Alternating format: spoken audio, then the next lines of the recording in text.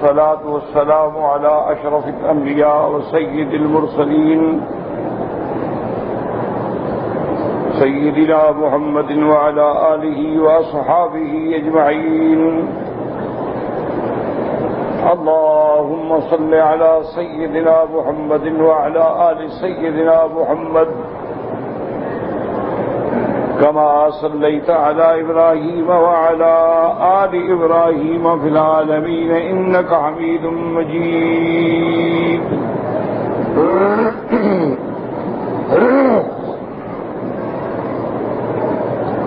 أعوذ بالله من الشيطان الرجيم. بسم الله الرحمن الرحيم. يا أيها الذين آمنوا اذكروا نعمة الله عليكم إذ جاءتكم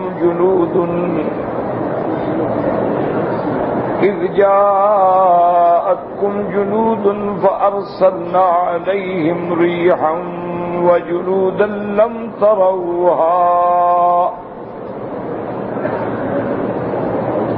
وكان الله بما تعملون بصيرا. إذ جاءوكم من فوقكم ومن أسفل منكم وإذ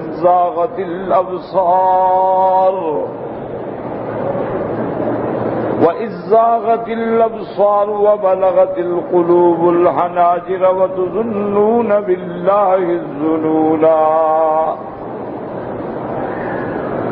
هنالك ابتلي المؤمنون وزلزلوا زلزالا شديدا. اللہ تبارک و تعالی نے کلام مقدس کی ان آیات مبارکہ میں غزوہ احزاب کے بارے میں ارشاد فرمایا ہے.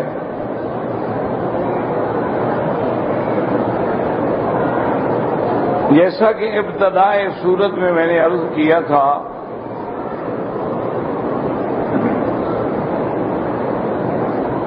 کہ اس سورت الاحزاب میں میرے آقا محبوب دو عالم سیدنا محمد مصطفیٰ صلی اللہ علیہ وسلم کی شان ہے، آپ کی عظمت ہے، آپ کی محبوبیت ہے، آپ کی رفعت کا ذکر ہے، لیکن اسالیب مختلف.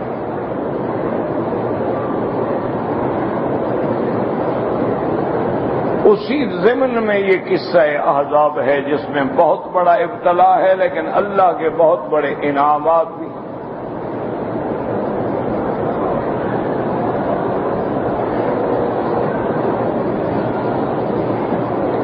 قصہ احزاب کے بارے میں علماء مفسرین نے جیسے تفسیر قرطبی نے، مظہری نے بڑا تفصیل سے واقعات لکھے ہیں، کیونکہ ان واقعات میں بہت بڑی ہدایات بھی ہیں، اللہ کی عنایات بھی ہیں، رحمت دو عالم صلی اللہ علیہ وسلم کا اخلاق، کردار، ثبات اور آپ کی شان بھی ہے.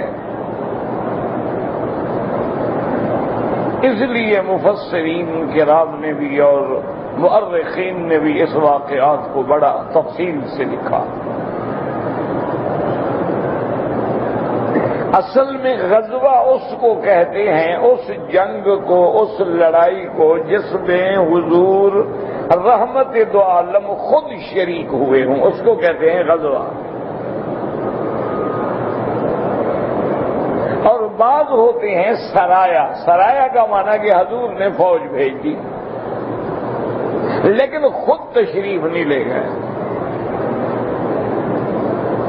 اس کو سرایا کہا جاتا ہے. اور جس میں رحمت دو عالم خود شریک ہوئے ہوں اس کو غزوہ کہا جاتا ہے.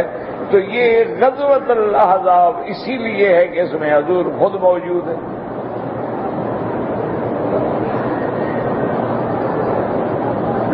اسی کا نام غزوہ احزاب بھی ہے، غزوہ خندق بھی ہے اور غزوہ بنو قریظہ بھی ہے۔ چونکہ اسی موقع پر خندق کھودی گئی تو لہذا اس کو غزوہ خندق بھی کہا گیا۔ بنو قریظہ یہودیوں نے عہد شکنی کی، اس لیے اس نسبت سے اس کو غزوہ بنو قریظہ بھی کہا گیا۔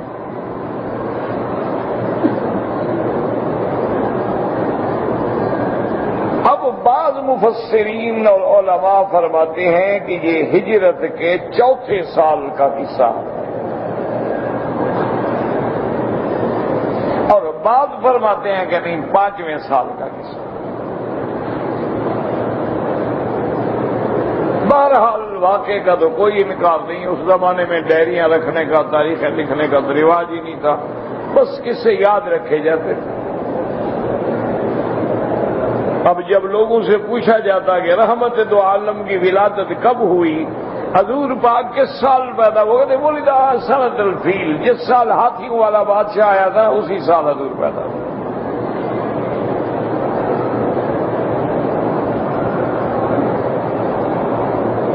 اور اللہ کی شان دیکھیں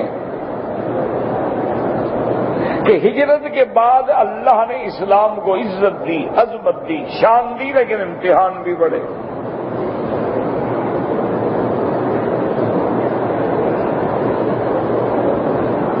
ہجرت کے بعد پہلا غزوہ جو ہے وہ غزوہ بدر ہے۔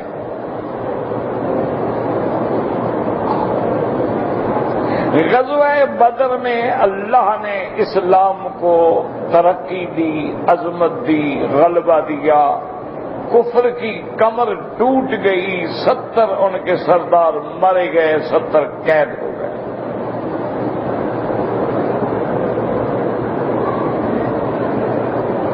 اور مسلمان بالکل کمزور تھے، جیسے آج بھی دیکھ لیں مسلمان ہر مقام پہ کمزور ہیں۔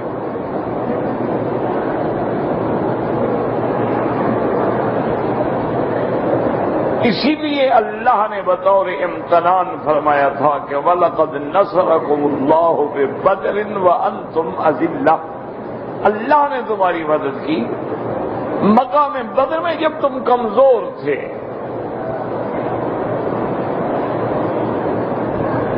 اچھا اب دیکھیں پہلا غزوہ جنگ بدر، ہجرت کے دوسرے سال بدر پیش آ گیا، ہجرت کے تیسرے سال غزوہ احد،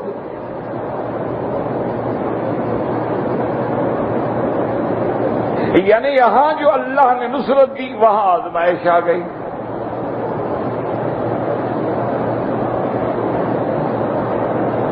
اور غزوہ احد کے بعد پھر یہ غزوہ احزاب۔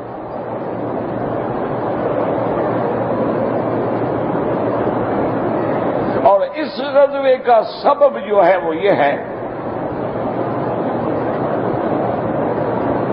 کہ یہودیوں کے 20 بڑے پڑھے لکھے لوگ، چونکہ یہودی اہل کتاب تو تھے نا، ان کے پاس علم تو تھا، آج بھی ہے،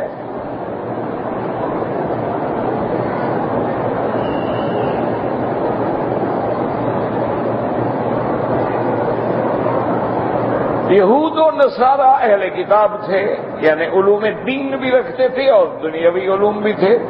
آج بھی دیکھ لیں دنیا کے بڑے بڑے سائنسدان جو ہیں وہ یہودی ہیں۔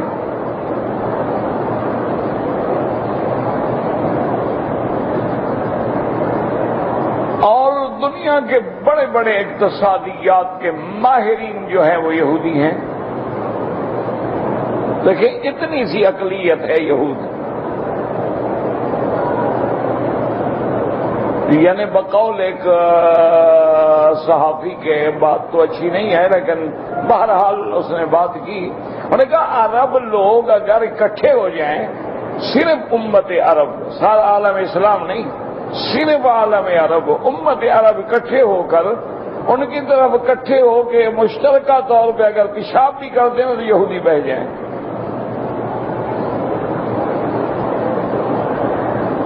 لیکن اکٹھے کیوں ہوں؟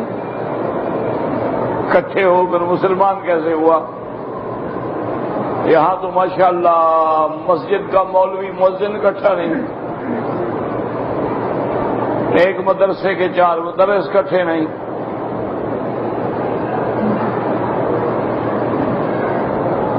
بہرحال یہودیوں میں علم تھا، اور دشمن کے بعد اگر کوئی چیز ہے اعتراف کرنا چاہیے۔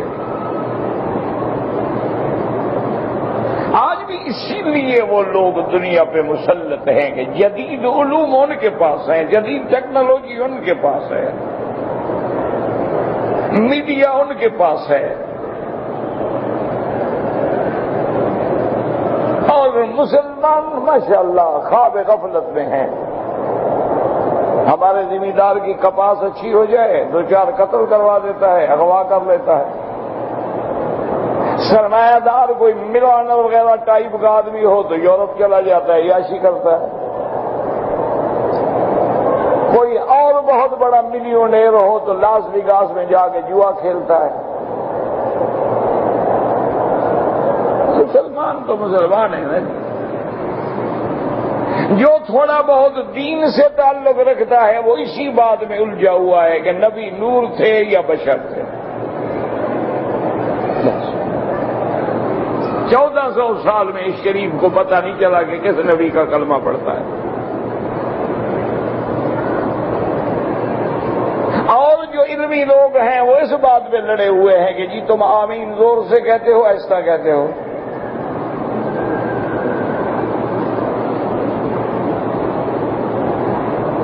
یہ امت روایات میں کھو گئی۔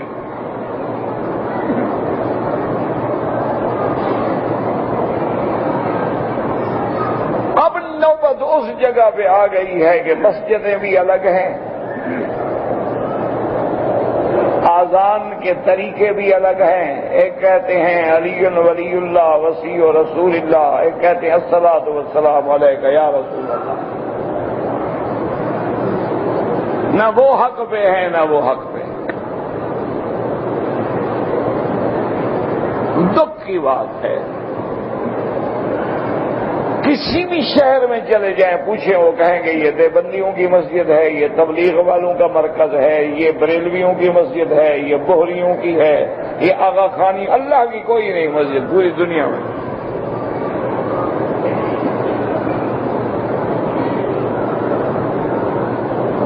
انا للہ و انا الیہ راجعون۔ دعا کرو اللہ عذاب اٹھا دے، بس اللہ کے حرم میں ہو، کچھ نہیں کر سکتے ہو، دعا تو مانگ سکتے گو ہماری دعائیں بھی بیکار ہیں، لیکن بہرحال دعا ہے۔ تو 20 آدمیوں کا ایک یہودیوں کا وفد آیا مکہ مکرمہ، اور قریش کو آ کے ملا، انہوں نے کہا کہ بیٹھو اب مشورہ کریں، آپ کا ہمارا دشمن ایک ہے، اللہ کے نبی محمد الرسول اللہ صلی اللہ علیہ وسلم آپ کے بھی دشمن ہمارے بھی دشمن۔ آج دیکھ لیں پوری دنیا کا کفر اسلام کے خلاف متحد ہے کہ نہیں؟ ہندو ہو، یہودی ہو، نصرانی ہو، سکھ ہو، کمیونسٹ ہو، سوشلسٹ ہو، اسلام کو مٹانے میں اکٹھے۔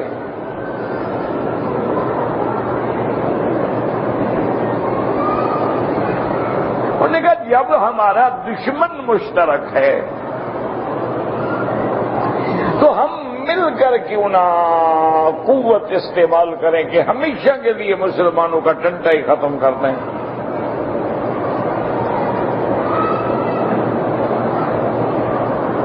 اور اگر ہم نے غفلت کی تو اسلام تو اور بڑھے گا۔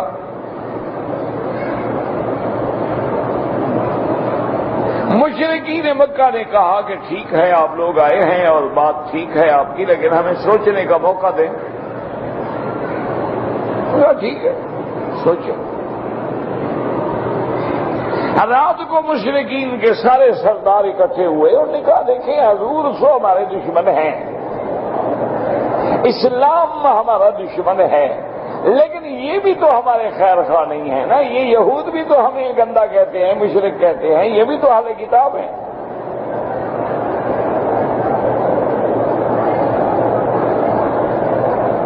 کیا اعتبار ہے کہ کل یہ ہمارے ساتھ رہیں گے؟ ہماری حضور سے دشمنی ہے، لیکن محمد مدنی بھی اہل کتاب ہے، یہ بھی اہل کتاب ہے۔ اعتماد کیسے ہوگا ہمیں؟ انہوں نے کہا بات کر لیتے ہیں، دوسرے دن پھر بات، انہوں نے کہا دیکھیں بات ہے سچی، یہ جنگ کا معاملہ ہے،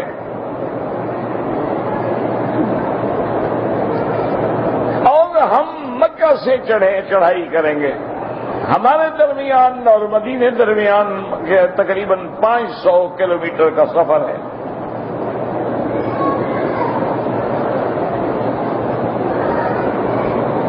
آپ لوگ ابھی اہل کتاب ہیں، مسلمان بھی اہل کتاب ہیں، کل اگر آپ کوئی نرم گوشہ اندر رکھتے ہوں تو پھر ہم نے تو بلا وجہ دشمنی لی، پھر تم بھی لڑتے رہو، ہم بھی لڑ رہے ہیں، اپنی اپنی جنگیں تو ہم کر رہے ہیں۔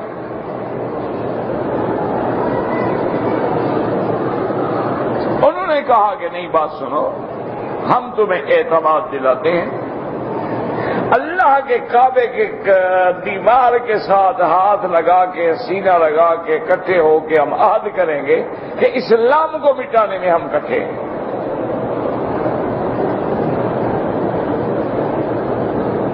لہذا قریش کا 50 آدمی اور یہودیوں کے 20 آدمی آ گئے، کعبے کو سینہ لگا کے کھڑے ہیں اسلام کو مٹانے کے لیے۔ واہ، میرا مولا کی شان بھی تو دیکھیں، اس کا حلم و کرم دیکھیں کہ اس کے دین کو مٹانے کے لیے اس کے گھر میں کھڑے ہیں، مولا مہلت دے رہے ہیں، جاؤ۔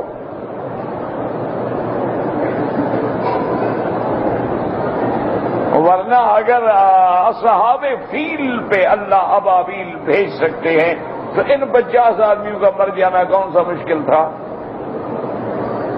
یہ اس کا نظام ہے، اس کو سمجھنے میں عقل کام نہیں آتی، اس کو سمجھنے کے لیے عشق کام آتا ہے کہ بس حضور ہم محمد تیرے غلام ہیں، بس جو آپ نے فرما دیا ایمان ہے، بس عقل نہیں کام۔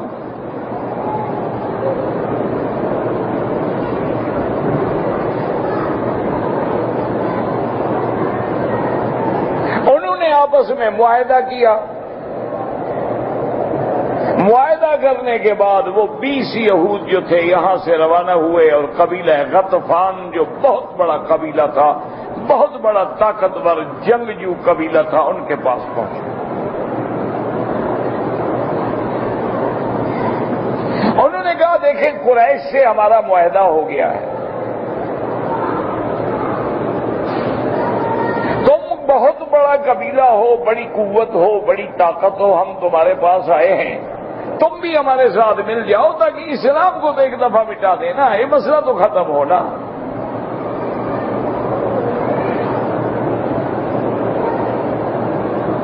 اسی لیے جب ماسکو پہ عذاب آیا، ان کا نظریہ باطل تباہ و برباد ہو گیا، تو اس وقت بھی بڑے بڑے اسکالر جو ہیں نصارہ کے، انہوں نے لکھا تھا کہ اصل خطرہ ہمیں سوشلسٹ انقلاب سے نہیں تھا، اصل خطرہ اسلام سے ہے، اس کو مٹانے کی کوشش کرو۔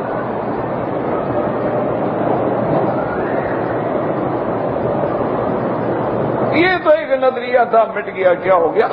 اصل مسئلہ جو ہے وہ اسلام سے ہے۔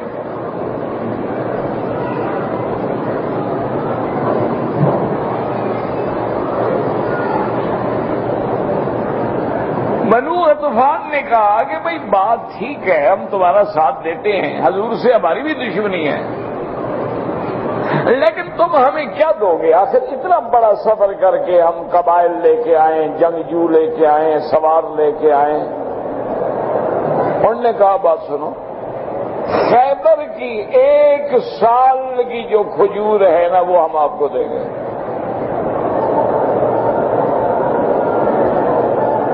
مزاروں سے بچنے کے بعد جو ہمارا حصہ ہوگا ہم آپ کو دیں گے۔ انہوں نے کہا ٹھیک ہے، پھر قبول ہے، ہم آتے ہیں۔ اسی طرح قریش نے بھی اپنے وفود بھیجے، قبیلہ اسلم، قبیلہ اشجع، قبیلہ کندا، قبیلہ فزارہ، قبیلہ کنانا، قبیلہ غطفان، یہ سارے قبائل اکٹھے ہو گئے۔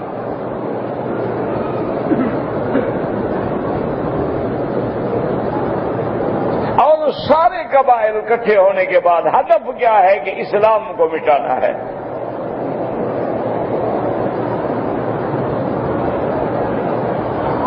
میرے آقا رحمت دو عالم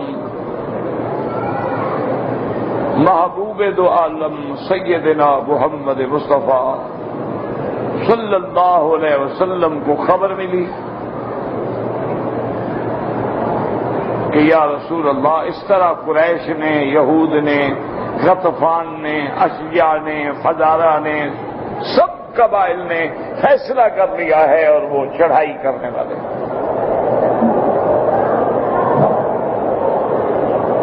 اللہ کے نبی نے صحابہ کو بلایا کہ آئے مشورہ کریں. یاد رکھو اللہ کے نبی کا وحی سے بھی تعلق ہے، اللہ خود خبر دے سکتے ہیں لیکن امت کو سبق سکھانا ہے نا. کوئی اہم معاملہ ہو مشورہ کرو.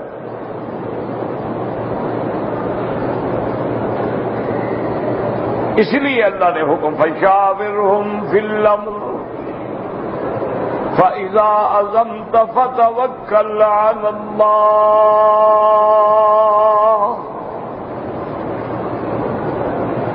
اور یاد رکھیں یہ وہ کلمہ مبارک ہے جب احزاب کی میرے آقا رحمت دو عالم سرکار دو عالم کو خبر ملی تو وہ کلمہ جو میرے محبوب کی زبان پہ آیا وہ کیا تھا؟ حسبنا اللہ، حسبنا اللہ ونعم الوکیل. اس لیے یاد رکھیں مسلمانوں اس کلمے میں ایسا کرم ہے، ایسا اثر ہے کہ جب بھی انسان نے اس کلمے پہ اعتماد یقین سے پڑھا اللہ نے ساری مشکلیں حل کر دی. علماء نے بڑی بڑی کتابیں لکھی، القول الجمیل فی اسرار حسبنا اللہ ونعم الوکیل.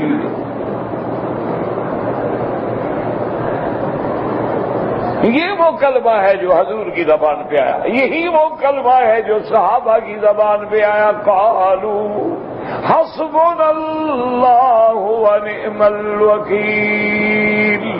اور یہی وہ کلمہ ہے جو اسماعیل کو جب حضرت ابراہیم نے چھوڑا تو بی بی کی زبان پہ بھی آیا حسبنا اللہ ونعم الوکیل. اور جب سیدہ عائشہ صدیقہ بنت صدیق رضی اللہ عنہا پہ تہمت لگی اور آپ کو خبر دی مستہ نے تو آپ کی زبان پہ بھی یہی کلمہ آیا حسبنا اللہ ونعم الوکیل.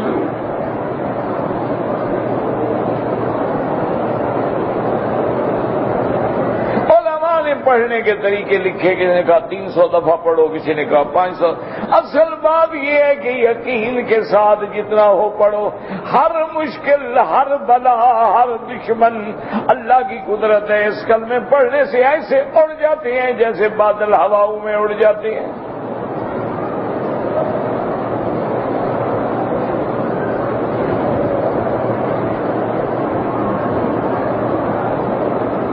حضور صلی اللہ علیہ وسلم نے مشورہ کیا کہ بھئی اب دشمن کی چڑھائی ہے. اسی لیے احزاب کہتی ہیں، احزاب جمع حزب، حزب مانا جماعت، پارٹی. اس میں چونکہ کئی قبائل، کئی پارٹیاں، کئی جماعتیں مل گئیں تو نام احزاب ہوا.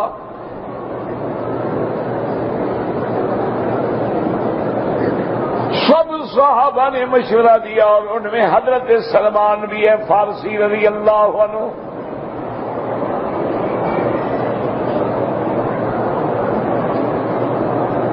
انہوں نے کہا کہ یا رسول اللہ میں نے چونکہ روم کا دیکھا ہے، میں نے فارس کو دیکھا ہے اور اس زمانے میں فارس اور روم جو ہیں یہ سپر پاور تھی.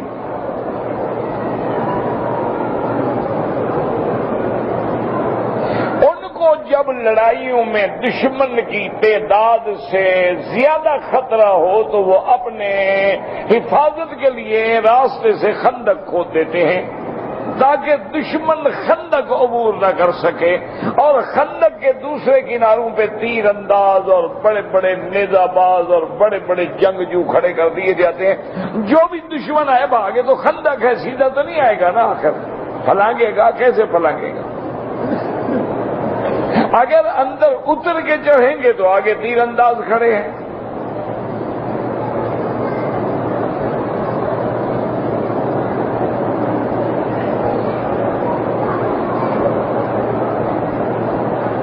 تو حضور صلی اللہ علیہ وسلم نے بھی خندق کھودنے کی تجویز قبول فرما لی حضرت سلمان کی۔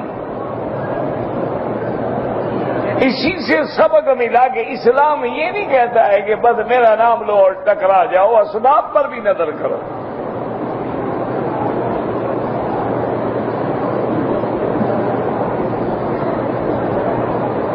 حضور صلی اللہ علیہ وسلم نے صحابہ کو خندق کھودنے کا حکم دیا، اور 10 آدمیوں کی ایک ٹولی بنا دی گئی۔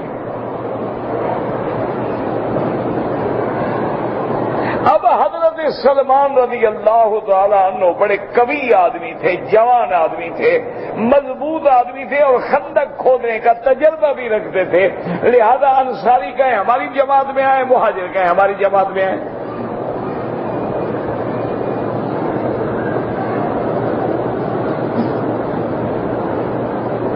یہی وہ موقع ہے جس پہ سرکار دو عالم نے مسئلے کو حل کیا۔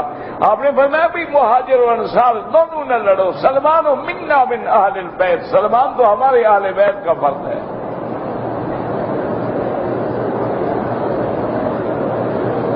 اور پھر حضور نے یہ کیا کہ کچھ انصاری اور کچھ مہاجر صحابہ کو ملا کے حضرت سلمان کے 10 آدمیوں کی جماعت بنا لی، اور ان کو حکم دیا کہ 10 آدمی جو ہے مل کے کھدائی کریں، 3 میل لمبی اور تقریباً 50 علماء نے لکھا ہے، بعد میں اس سے کم گز جو ہے گہری خندق جو ہے وہ کھودی گئی۔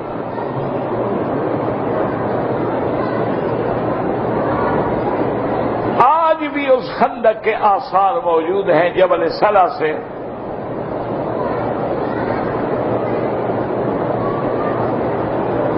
اور اس دور میں خندق کھودنا، اور وہ بھی پہاڑی علاقے میں، کوئی آسان بات تو نہیں تھی نا، کوئی ہمارے یہاں والی کچی مٹی تو نہیں تھی نا، وہاں تو پتھر ہے۔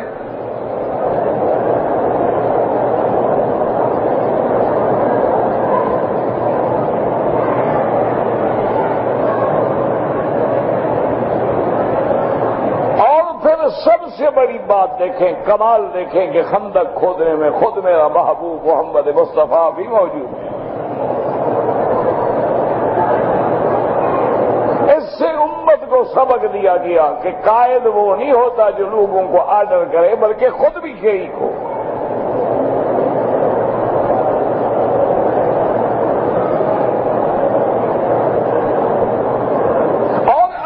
مدینہ منورہ میں جائیں، اللہ آپ کو بھی نصیب کرے اور ہمیں سب کو نصیب کرے،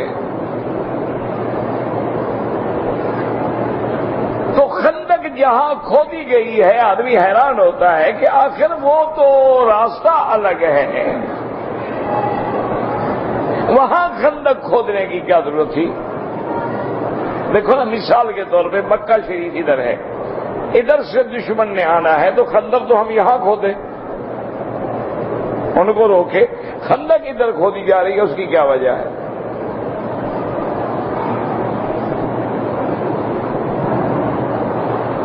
یعنی آپ نقشہ دیکھیں، آج کل تو ماشاءاللہ علم بڑی ترقی کر گیا ہے، مدینہ منورہ کا پورا مخطط موجود ہے، فضائی نقشے بھی موجود ہیں، زمینی نقشے بھی موجود ہیں، اور موقعی نقشے بھی موجود ہیں، ہر قسم کے نشانات علامات موجود ہیں۔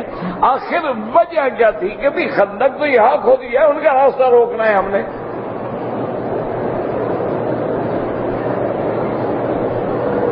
اس پہ علماء نے بڑی بحثیں کی ہیں، لیکن بہرحال تسلی بخش بات جو ہے وہ یہ ہے کہ دراصل بنو قریظہ، بنو نذیر، بنی قینقاع، یہ یہود کے جو قبائل تھے ان سے تو معاہدہ تھا نا حضور کا، لہذا حضور ادھر سے تو مطمئن تھے کہ چاہے یہ منافق بھی ہو جائے دشمن کو ادھر سے نہیں آنے دیں گے، کہیں گے دوسری طرف سے حملہ کرو۔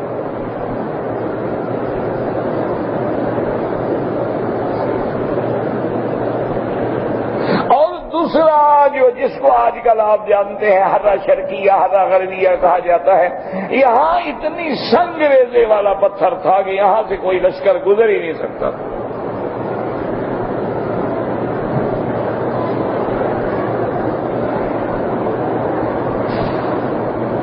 خندق کی کھدائی شروع ہو گئی اور حضور پاک بھی خندق کھودنے میں مشغول ہیں۔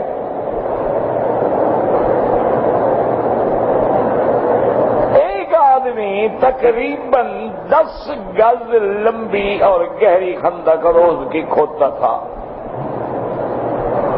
کمال دیکھیں نا صحابہ کا کہ نہ تجربے کاری کے باوجود 6 دن کے اندر 3 میل لمبی خندق کھود ڈالی۔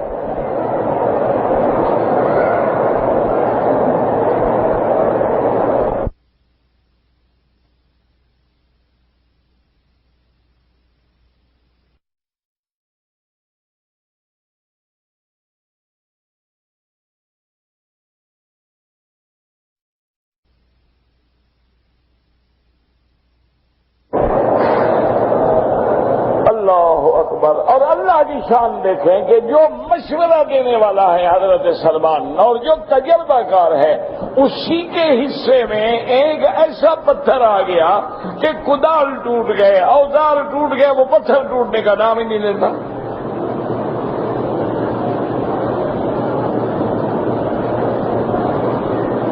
رکاوٹ بھی اسی کو پیش آئی جس نے مشورہ دیا۔ اللہ فرماتے ہیں میں چاہوں تو اسباب کو نافع بنا دوں، چاہوں تو نہ نافع بنا دوں۔ آپ دوائی لیں ٹھیک ہو جائیں، دوائی لیں اور خراب ہو جائیں، تو اس کی مرضی ہے، اس میں شفا ڈال دے نہ ڈالے۔ اب صحابہ نے مشورہ کیا کہ ہم یا تو ایسا کرتے ہیں کہ یہ خندق ہم کھود رہے ہیں، یہاں پہاڑی آ گئے، یہاں تھوڑا تبدیل کر دیتے ہیں، یعنی تھوڑا سا پہاڑی سے اونچے جا کے پھر اس خندق میں ملا دیتے ہیں کیونکہ یہ تو ٹوٹتی نہیں۔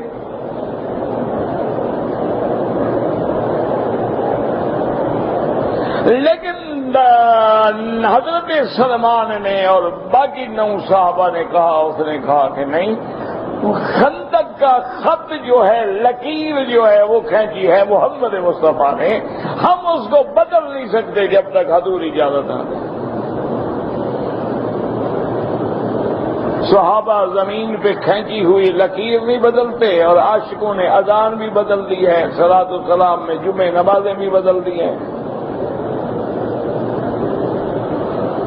ماشاءاللہ ایک اسلام دین نہیں رہا، ایک مذہب بن گیا ہے، ایک رسومات کا مجموعہ بن گیا ہے کہ اسلام کیا ہے، بس جو 11ویں مناتا ہو اور کل شریف کراتا ہو، عرس شریف کراتا ہو، اور جناب اس کے بعد مولد شریف کراتا ہو، اور 27 کی رجبی شریف پہ ماشاءاللہ ضرب شرط تقسیم کرتا ہو، مسلمان کی یہ علامت ہے۔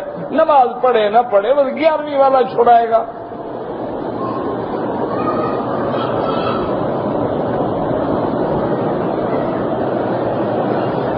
اگر یہی اسلام ہے نا، اور یہی اسلام حضور پیش کرتے، ابو جہل کبھی جھگڑا نہ کرتا۔ 11ویں کا دودھ پینے میں کیا جھگڑا ہے بلا؟ 3 دن کے بعد کل شریف کے چاول کھانے میں کوئی جھگڑا ہے بلا؟ 7 جمعراتوں کا کھانا کھانے میں کوئی جھگڑا ہے؟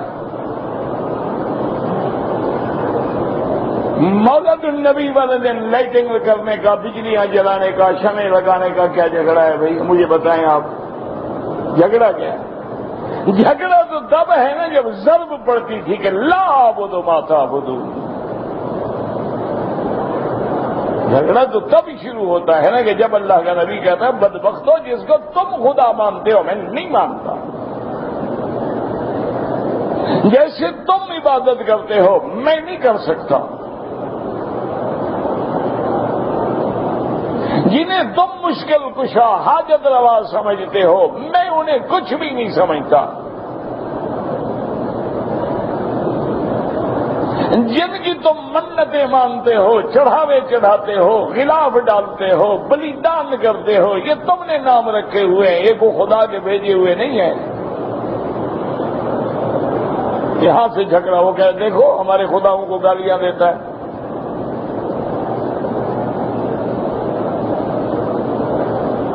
ورنہ میرا بھائی یہ کھانے پینے میں کیا جھگڑا ہے بلا؟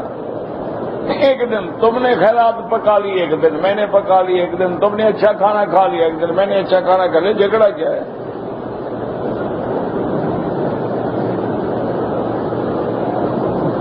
اور گھر سے بھی نہ پکانا پڑے، ماشاءاللہ آدمی شہر میں رہتا ہو جہاں 2-4 مزارے ہیں تو اللہ کی مہربانی سے کھانے پکانے کی ضرورت نہیں، کبھی وہ لنگر کبھی یہ لنگر، کبھی وہ لنگر کبھی یہ لنگر۔ جھگڑا تو تب ہوتا ہے جب کہو وما اہل بہ لغیر اللہ، اللہ کے سوا کسی غیر کے نام پہ جو چیز تقسیم کی جائے وہ خنزیر سے بھی زیادہ مردار ہے۔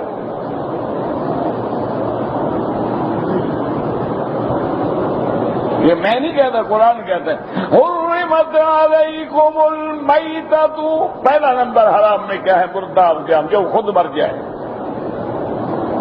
حرمت علیکم المیتۃ والدم، اور جو گردن سے خون بہتا ہے وہ دوسرے نمبر پہ ہے، واللحم الخنزیر، اور خنزیر کا گوشت تیسرے نمبر پہ ہے، اور سب سے برا کیا ہے؟ وما اہل بہ لغیر اللہ۔ اللہ فرماتی ہیں چلو خنزیر کھانے والے بھی خدا کو مانتی ہیں، لیکن یہ کیسا باغی ہے کہ جانور میرا ہے اور چڑھاوا قبر پہ ہے، پیدا کرنے والا میں ہوں اور ذبح پیر کے نام پہ ہوتا ہے۔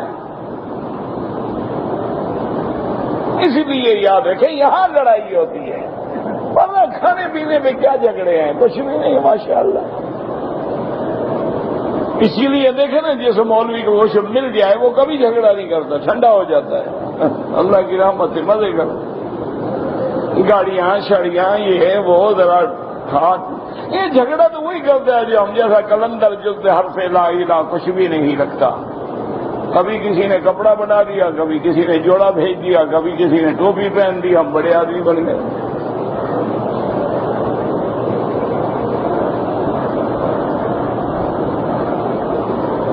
تو اب جناب دیکھیں کہ انہوں نے کہا یہ ہے ایمان، یہ ہے محبت، نے کہا دیکھو یہ لکیر حضور نے کھینچی، ہم کیسے بدلے؟ دعا کر اللہ ہمیں بھی حضور کا ایسا عاشق بنائے کہ جان چلی جائے لیکن محمد مدنی کے دین میں کوئی تبدیلی نہ آئے۔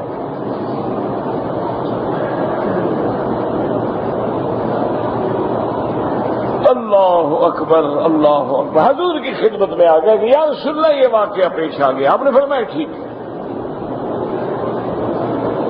آپ تشریف لائے، آپ نے اپنے ہاتھ میں کدال پکڑی اور اس کے بعد پڑھا وَتَمَّتْ كَلِمَتُ رَبِّكَ صِدْقًا وَعَدْلًا۔ یاد رکھو علماء نے لکھا ہے جو بڑی سے بڑی مشکل ہو پہاڑوں کی طرح یہ پڑھا کرو ٹوٹ جائے گی۔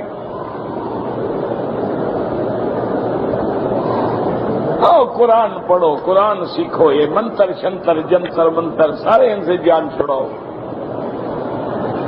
یہ جو ٹی وی پہ فراڈی آتے ہیں نا ان سے بچا کرو، جو اپنی بزرگیاں خود بتاتے ہیں وہ بھی بزرگ ہوتے ہیں بتا، قوم میں اندھی ہو گئی ہے۔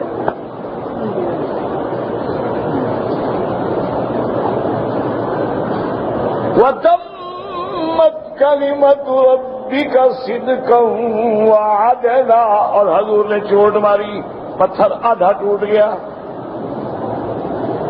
پھر حضور نے یہی آیت پڑھی، چوٹ ماری، پھر حضور نے یہی آیت پڑھی، چوٹ ماری تو پتھر ریزا ریزا ہو گیا۔ حضرت سلمان قریب آ گئے، انہوں نے کہا یا رسول اللہ مہربانی کر کے مجھے بتائیں جب آپ نے پہلی چوٹ ماری تو ایک روشنی نکلی تھی، وہ روشنی کیا چیز ہے؟ حضرت نے فرمایا سلمان تم نے دیکھ لی؟ اور کہا یا رسول اللہ۔ فرمایا اللہ نے اس روشنی میں مجھے یمن کا علاقہ اور فارس کا علاقہ دکھایا تھا اور خوشخبری دی تھی کہ محمد مصطفیٰ تیرا دین وہاں پہنچے گا، تیرے صحابہ وہاں پہنچیں گے۔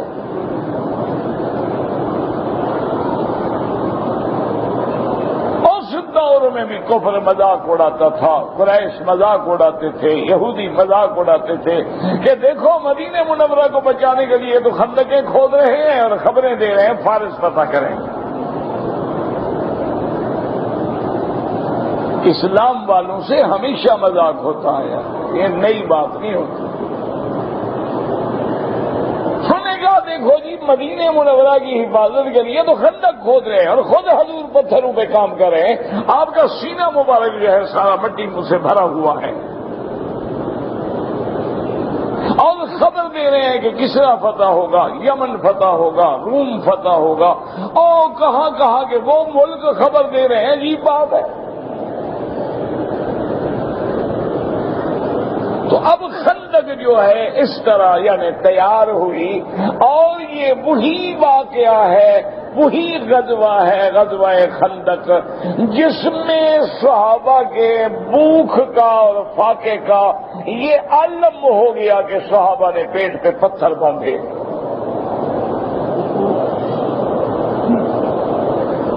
پتہ ہے پتھر کیوں باندھے؟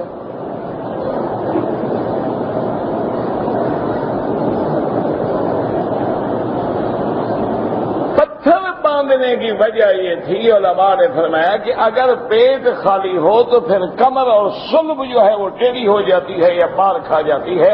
یہی حکمت ہے نا، اللہ نے پیٹ رکھا ہے کہ آگے بھرا رہتا ہے تو پیچھے کمر کو بھی ٹیک لگتی ہے، ورنہ اگر یہ خلا ہو جائے تو پھر کمر ٹوٹ جانے کا خطرہ ہوتا ہے۔ اور بعض علماء نے فرمایا ہے کہ کچھ پتھر جو تھے وہ ایسے بھی ہوتے ہیں کہ جن میں کچھ ٹھنڈک کے اثرات ہوتے ہیں، تو پتھر باندھنے سے کچھ بھوک میں کمی کا احساس ہوتا تھا۔ ایک صحابی نے آ کے عرض کیا کہ یا رسول اللہ فرفع ثوبہ عن حجر حجر، اس نے کپڑا اٹھا کے دکھایا ہے کہ حضور میں نے پتھر باندھا ہوا ہے۔ صحابی کہتے ہیں فرفع ثوبہ عن حجرین حجرین، حضور پاک نے اپنا کرتا مبارک اٹھایا تو حضور نے 2 پتھر باندھے ہوئے تھے۔ یہ وہی غزوہ ہے، اور اسی میں وہ واقعات ہیں انشاءاللہ۔ زندگی باقی تو بات باقی، واللہ اعلم۔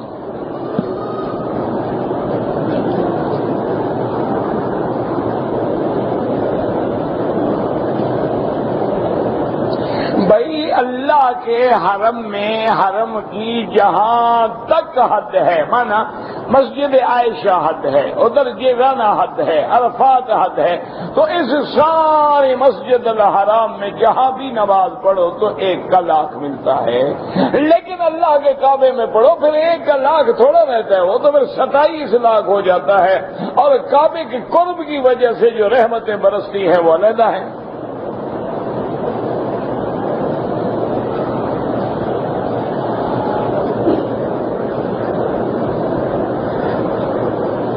بہرحال جس نے بھی دعا کے لیے لکھا ہے، اور آپ سارے حضرات جو ہیں عالم اسلام کے لیے اور پاکستان کے لیے دعا کریں، اللہ عذاب رفع فرما دے، دل سے دعا کریں۔ ہر قسم کے عذاب میں ہم گھر گئے ہیں، قتل ہے، خون ریزی ہے، طوفان ہے، بارشیں ہیں، اندھیریاں ہیں، اللہ کے عذاب کے کوڑے برس رہے ہیں، مولا ہم تیرے بندے ہیں، معاف فرما دے، اور تمام عالم اسلام سے عذاب رفع فرما لے۔ دیکھیں فلسطین پہ نظر ڈالیں، کشمیر پہ نظر ڈالیں، افغان پہ نظر ڈالیں، عراق پہ نظر ڈالیں، جہاں نظر ڈالو امت مصطفیٰ کا خون بہ رہا ہے۔ انا للہ و انا الیہ راجعون، حسبنا اللہ و نعم الوکیل، نعم المولا و نعم النصیر۔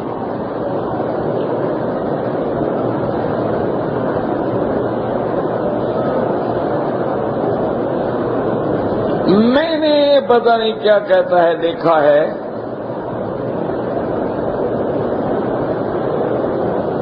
پتہ نہیں کیا دیکھا ہے آپ نے، مجھے تو سمجھ نہیں آیا۔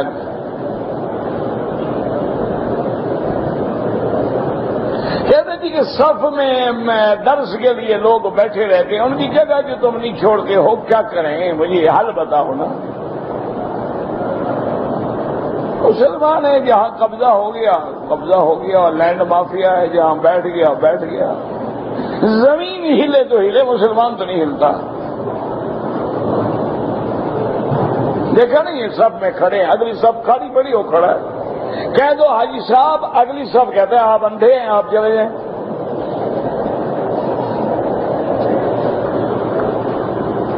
یہ ہماری قوم ہے جس کی نماز کی صفیں ٹھیک نہیں ہوئی، اور حضور نے فرمایا جب تک تمہاری نماز کی صفیں ٹھیک نہیں ہوں گی اللہ تمہارے دلوں کو ٹیڑھا کر دیں گے۔ آج وہ دل ٹیڑھے ہو گئے ہیں کہ نہیں ہو گئے؟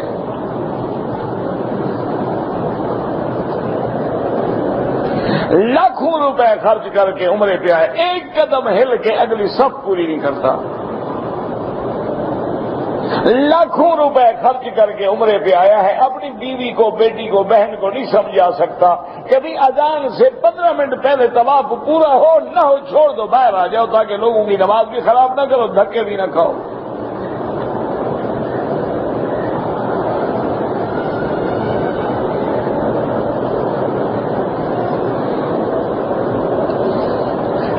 کہ اللہ نے حکم دیا ہے قرآن میں کہ اللہ بھی نبی پہ درود بھیجتے ہیں۔ ہم تو حضور پہ درود پڑھتے ہیں نماز والا، اللہ کون سا پڑھتے ہیں؟ اللہ کا معنی درود کا یہ ہے رحمت بھیجتے ہیں نبی پر۔ ہر آدمی کا درود الگ ہے، ملائکہ کا الگ ہے، خدا کا الگ ہے، بندوں کا الگ ہے۔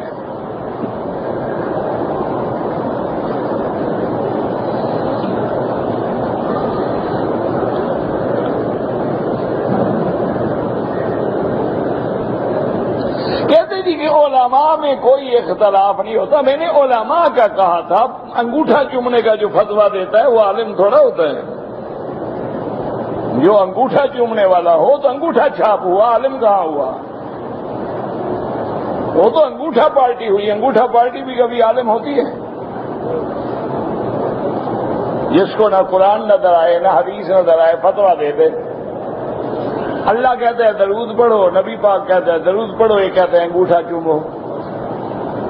ہم کس کی بات مانیں؟ آپ کی مرضی ہے جناب۔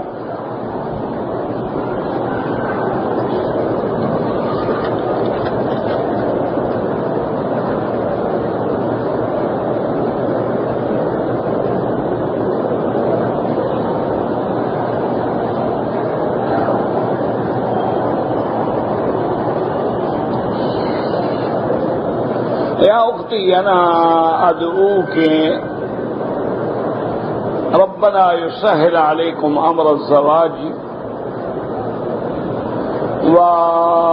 واشیرکم اتصلوا بسفاراتکم، یعنی سفارت الپاکستانیہ اتصلوا بها مع اولیائکم وما احد الذي يعرفكم جيدا يقدم هذه القضية إلى السفير الپاکستانی انشاءاللہ يحل۔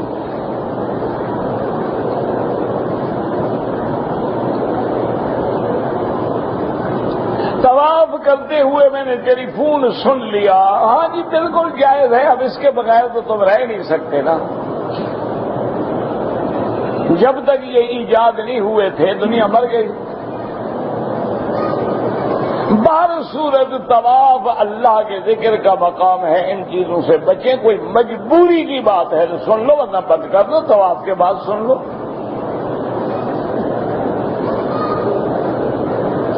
غار ہرا پہ جانے کا حکم بھی نہیں ہے، لیکن جائیں تو منع بھی نہیں ہے، وہ جگہ ہے جہاں حضور پاک بیٹھتے تھے۔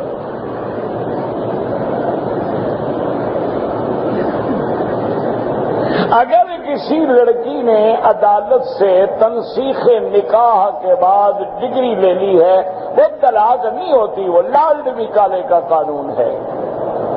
اگر کورٹ اسلامی ہے، اسلامی کورٹ فیصلہ کرے گی، اس سے طلاق دلوائے گی۔ اگر وہ طلاق نہیں دے گا پھر قاضی فسخ کرے گا نکاح کو۔ ہمارے یہاں تو قانونی انگریزی ہے، اس میں طلاق نہیں ہوتی ہے، ڈگری شگری سے کچھ نہیں بنتا، نکاح باقی ہے۔ عورت اکیلے طواف کر سکتی ہے، بالکل کر سکتی ہے۔ اگر کسی آدمی کو زخم تھا، احرام پہ خون کے دھبے لگ گئے، کوئی حرج نہیں، دوڑ ڈالو بس۔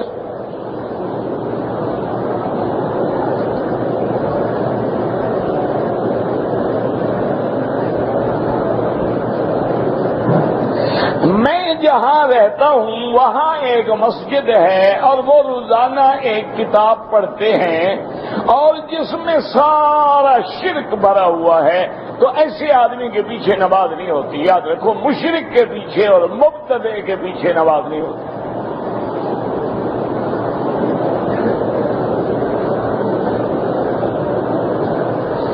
ایک آدمی کے بچے معذور ہیں، اللہ شفا عطا فرما دے۔ اللہ ہر مسلمان کے اہل، عیال، اولاد پہ رحم فرما، بیماروں پہ رحم فرما، یا اللہ معذوروں پہ رحم فرما، ہم بے کسوں اور بے بسوں پہ رحم فرما۔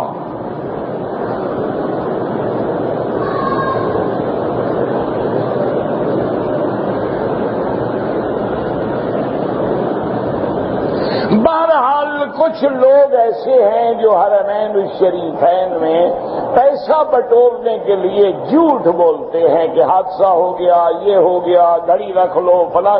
یہ سب لٹیرے ہیں اور یہ سب پیشہ ور ہیں، ان کو دینا ہر حال میں گناہ ہے، بالکل بچنے کی کوشش کریں۔ آپ نے دینا ہے، خود دیکھ کے دیں۔ ایک آدمی معذور ہے، لنگڑا ہے، نابینا ہے، ہاتھ کٹے ہیں، بازو کٹے ہیں، صاحب عیال ہے، یا حرم کی صفائی کر رہے ہیں، 400-500 تنخواہ ہے، 500 تنخواہ میں آدمی کا گزارا ہو سکتا ہے؟ کسی کے آگے ہاتھ بھی نہیں پھیلاتے ہیں، یہ لوگ زیادہ مستحق ہیں۔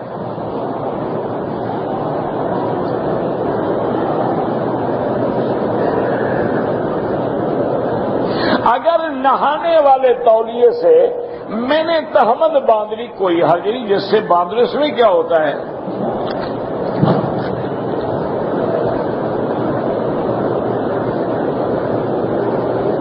ایک آدمی نے عمرہ کیا ہے لیکن سر مڈانے میں دیر ہو گئی۔ کتنی دیر ہو گئی؟ اگر ایک آدمی نے مثلا طواف کیا، صفا مروہ دوڑا، سر نہیں مڈایا، کپڑے پہن لیے اور 8 یا 10 گھنٹے گزر گئے، دم پڑ گئی کہ اس نے سلے ہوئے کپڑے پہن لیے، جب تک سر نہ مڈائے احرام سے تو نہیں نکلے گا۔ احرام کا معنی یہ نہیں ہوتا کہ چادریں کھول دو تو احرام ختم ہو گیا، یہ تو نہیں ہوتا۔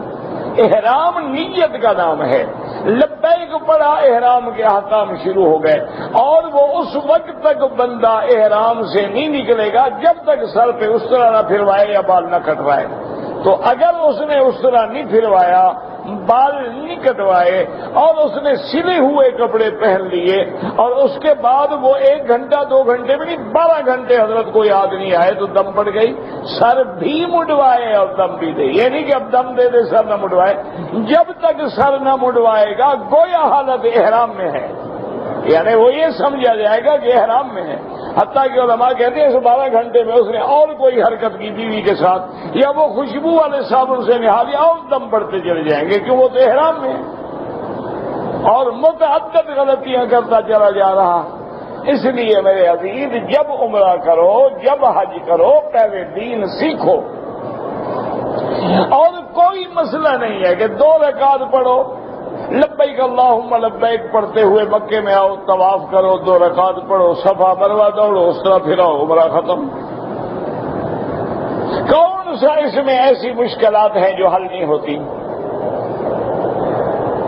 اچھا، اگر آپ ہوائی جہاز میں آ گئے، آپ کے سامان میں احرام چلے گئے، اسلام تو بڑا آزاد ہے۔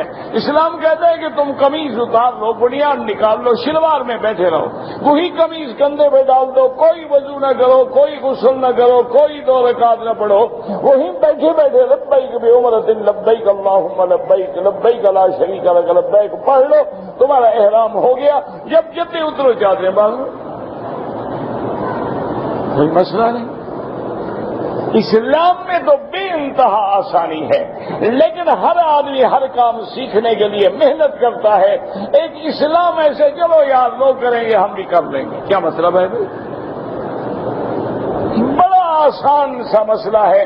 2 چادریں ہیں احرام کی، پہنے ہیں، آگے کندھا نکالا، لبیک اللہم لبیک، کعبے پہ نظر پڑے لبیک ختم، طواف کرو اس کے بعد 2 رکعت پڑھو اور نامہ استلام کرتے ہوئے صفا مروہ چلے جاؤ، صفا سے شروع کرو مروہ پہ ختم کرو، 7 چکر کرنے کے بعد آپ فارغ ہو گئے۔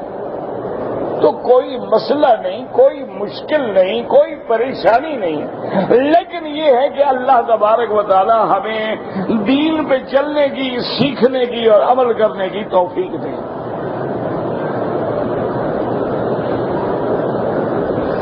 کہتے جی کہ ہمیں کام سے نوٹس مل گئے ہیں، بھئی اللہ کا دروازہ تو بہت وسیع ہے نا، استغفار بھی پڑھو، حسبنا اللہ و نعم الوکیل بھی پڑھو، اگر ایک دروازہ بند ہے اللہ اور کھول دیں گے۔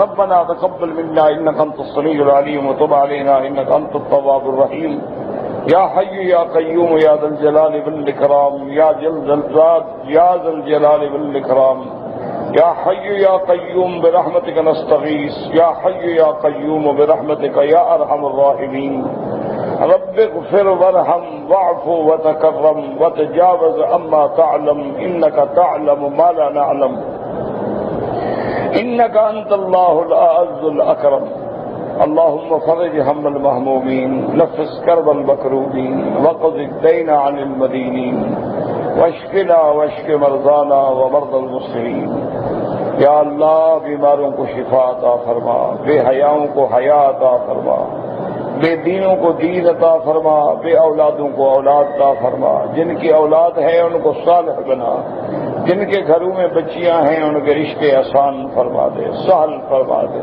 مستقبل روشن فرما دے، ان کی زندگیوں کو برباد ہونے سے بچا دے۔ یا الہ العالمین ہمیں مانگنا نہیں آتا، بغیر مانگے اپنی رحمتیں عطا فرما۔ یا اللہ اس بلد الامین کو قیامت تک ہر فتنے سے محفوظ فرما۔ یا اللہ پاکستان پہ، تمام عالم اسلام پہ رحم فرما، رحم فرما، اپنے عذاب رفع فرما۔ یا اللہ عذاب رفع فرما، یا اللہ عذاب رفع فرما۔ یا الہ العالمین دین والوں کی حفاظت فرما، یا اللہ قرآن والوں کی حفاظت فرما، یا اللہ دین کے کام کرنے والوں کی حفاظت فرما، یا اللہ دین کے نام لیواؤں کی حفاظت فرما۔ ربنا آتنا فی الدنیا حسنۃ وفی الآخرۃ حسنۃ وقنا عذاب النار۔ اللهم اغفر لنا ولوالدينا ولوالد والدينا ولمشايخنا ولأساتذتنا ولمن حق علينا ولمن أوصانا واستوصانا ولجميع المسلمين والمسلمات والمؤمنين والمؤمنات الأحياء منهم والأموات۔ ہمارے بڑے عزیز بھائی ہیں مولانا سیف الرحمان شیخ الحدیث ہیں مدرسہ سعودیہ میں، ان کی ساس صاحبہ جو حضرت درخواستی کی صاحبزادی تھیں فوت ہو گئی، اللہ ان کی مغفرت فرمائے، اللہ ان کے رفع درجات فرما۔ یا اللہ ان کے پسماندگان کو صبر جمیل عطا فرما۔ یا الہ العالمین ہم جب تک زندہ رہیں اسلام پہ زندگی عطا فرما، اور جب موت کی گھڑی آئے زبان پہ جاری فرما لا الہ الا اللہ محمد رسول اللہ۔ سبحان ربک رب العزت عما یصفون وسلام علی المرسلین والحمد للہ رب العالمین۔